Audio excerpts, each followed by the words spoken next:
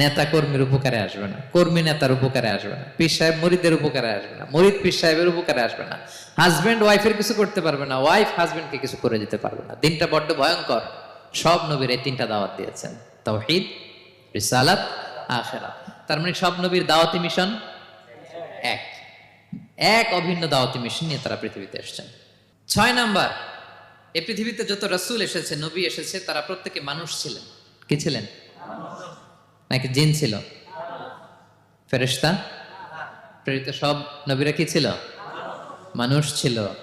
মক্কার কুরাইশরা বলতো, মা লিহাযা রাসূলি ইয়াকুলু আত-তাআমা ওয়া ইয়ামশি ফিল আসওয়াক। ব্যাপার কি, মুহাম্মদ আবার কেমনে রাসূল হয়?